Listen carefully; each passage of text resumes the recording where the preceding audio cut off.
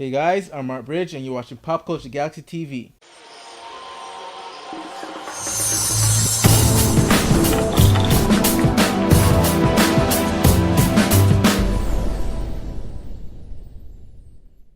So the trailer for Captain America: Civil War dropped today. Well, last night on Jimmy Kimmel, and it dropped online shortly after.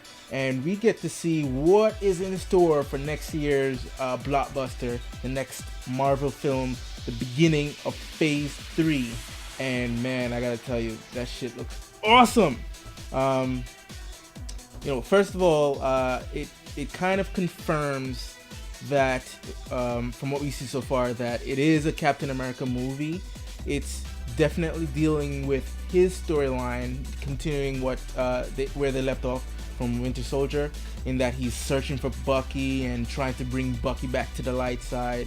And something may have happened where Bucky's being framed, and sort of like that, along with what happened in Age of Ultron and what happened in Winter Soldier, and even the Battle of New York in the first Avengers, all culminated into this thing where they have to create the Sokovia Accords, and basically these heroes have to be held accountable. What's interesting now is that with Tony, who's been so ego driven for the whole Marvel Phase 1 and 2, is now come to terms with, like, now he has to really depend on oversight.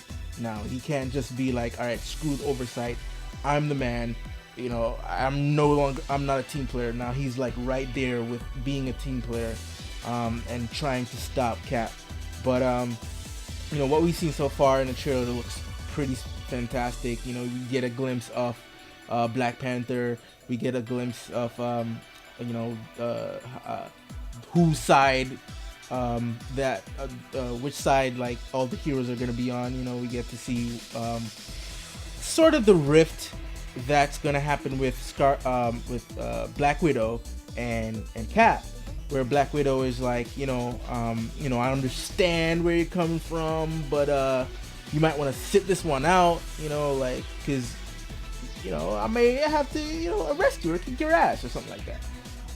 But I could tell what Panther is doing there. Panther is pretty much, if I had to guess, something he thinks Bucky did, and he's after Bucky, because there's a scene where you see Bucky running, and he's jumping over a car, and then in the same scene you see Black Panther running after him, and then behind him Captain America is running after him. So Black Panther is there for his own purposes. He doesn't give a crap about the Accords. But yeah, like, no Spider-Man. We haven't seen Spider-Man. I think Marvel is saving Spider-Man for something special. Maybe like by the end of this year, or early next year, we'll get our first glimpse of Spider-Man. But so far, no glimpse of Spider-Man in the trailer. And I don't suspect he'll play a big role in this movie anyway, considering that they sort of had in mind already to have Black Panther be that sort of Spider-Man role. And, Spider-Man was more like a contingency plan. Like, okay, let's do Spider-Man if we can do Spider-Man. But if we can't, hey, we're going to go with Black Panther. I don't even think Black Panther is serving that same role either. I think it's still going to be a Bucky Cap story, and him trying to redeem him and stuff like that, and everything around that falls into place. My only, I guess, not concern, but I'm just wondering, how does Baron Zemo fit into this? How, if he's sort of the main villain, how big of a role he's going to have in the movie. Is it going to be the same situation with Baron von Strucker, where he's just in the beginning of the movie and then he gets taken out off screen? Or will this guy be sort of like the driving force of what's going on throughout this entire film?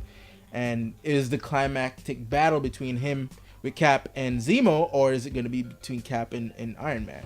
But I guess all these questions will be answered when this movie comes out. I can't wait. This looks fantastic, and I can't even wait to see how Agents of Shield tie into that, because Agents of Shield is already dropping mad hints of what's going to happen in Captain America. What's going to happen to cause the Accords, because Inhumans are popping up all over. So yeah, they're getting pretty pretty antsy when it comes to like power people. So definitely Shield is exploring that idea. Even Jessica Jones to a certain extent explored that they are aware that people with powers are around. I'm gonna do like a full Jessica Jones spoiler sometime soon, so stay tuned for that. But yeah, like I like where it's going so far, and I can't wait to see it.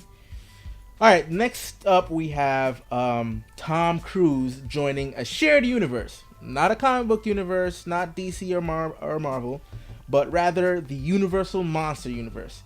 It's kind of a surprise. I didn't even think he would go for this, but he's in talks to join the Mummy reboot, which will be sort of like the maybe the de facto jumping point. I think Dracula Untold was supposed to be that jumping point, but it didn't do too well. I think Universal kind of went back and took a step back and said, listen, all right, this has to work, folks. Dracula Untold was kind of a misstep. As a matter of fact, it wasn't even a misstep. It wasn't even supposed to be a jumping on point. They kind of forced that little ending on it. So I think they want to start stronger and to get like a top actor like Tom Cruise to be in the Mummy reboot, which is supposed to be a present day retelling of the story, and he's supposed to play like a Navy SEALs or whatever. Not too sure on the plot they're trying to do, but having Tom Cruise as the head, sort of leading this franchise, that's not a bad idea. And then even on top of that, there's even talks of Angelina Jolie joining the Bride of Frankenstein, which that's another top actor. And if I think what's the next movie they have Mummy. I think Van Helsing they're trying to reboot, and Brides of Frankenstein, and I think Wolfman. So they're trying to reboot that whole thing and put it in modern era and have this shared universe, and then I guess come together with one big Avengers style monster movie. But yeah, Tom Cruise, that's definitely a good look. He has a lot on his plate. He has Mission Impossible 6 coming out. He has this I forgot Mena or whatever that movie, that drug movie that has to do with Pablo Escobar. Yeah, he has tons of stuff in the works, and I think this kind of falls in between his break. I think he was supposed to do the sci-fi movie called Luna Park with Doug Liman, but Doug Liman is now slated to direct Gambit, so kind of leaves an opening for the Mummy reboot, which Alex Kurtzman is going to direct. So yeah, I'm actually looking forward to that. I'm a Tom Cruise fan. I'm always down to see what he has in store. I'm not one of those haters of the guy. Despite what his whole deal is with his religion, like he makes good movies, man. And I gotta say, like I'm excited for this one now that I heard that they're trying to get Tom Cruise for this role. So kudos to them if they really lock him down, and I can't wait. All right, and then the final news topic I'm going to talk about is a TV topic.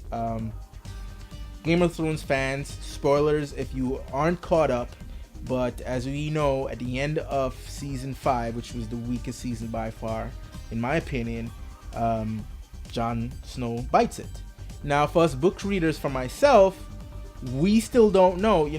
We're going into season 6 next year, and the 6th book isn't out yet, so we don't know for a fact if George Martin really killed him off. We suspect, because there's so much stuff going on around Jon Snow when it comes to his parentage, it comes to the prophecy, when it comes to even for the show showing him and the Night's King sort of like having that eye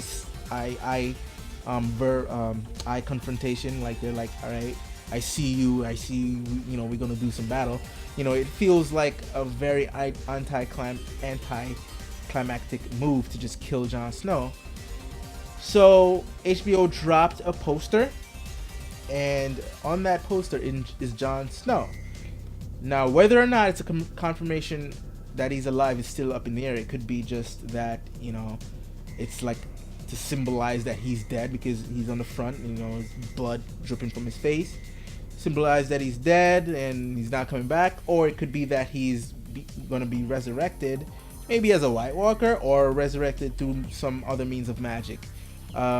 my guess is that he's gonna be resurrected by some magic. He will be, for all intents and purposes, dead as Jon Snow, but he will be resurrected as something else. Um, but I don't think he'll be like a White Walker that has no sense of or awareness. He will be conscious. He will know that he's Jon Snow. He will be able to have conversations, but something will be awoken in him as the fact that he came back to life. And of course, my money is on Melisandre being the one who resurrects him. So yeah, I think this is kind of a confirmation that Mr. Snow is indeed alive in the show, and in the books when that comes out. Because I couldn't see George killing all the goddamn Starks, right? Like all the important Starks, Ned, Robb, and then Jon. Nah, okay, so that's not happening. So yeah, I can't wait for season 6. I'm just still wondering if the book 6 will come out before season 6, because it'll just be a weird thing to be watching season 6 and the book 6 is not out. But I mean, the thing about season 6 that I'm suspecting will happen, even though it's going to deal with some spoiler stuff that we haven't seen in the books, I think what it'll do is start covering things that they kind of skimmed over that was in book 4 and 5, like the Greyjoys, the whole story behind them, and there's a lot of things that they really skipped over. Like I won't get into here because bewairing, I might spoil it for some people who haven't read the books. But there's a lot of story that they kind of jumped over that just to get to this point. So I'm excited. I can't wait to see if all our predictions come true and Jon Snow is really alive. So alright, that brings us to the end of this episode. You can follow me on Twitter. I'm at Marky Tundra. You can like us on Facebook. That's facebook.com/popculturegalaxy. And you can visit Pop Culture Galaxy for all your entertainment goodies. So until next time, folks, peace.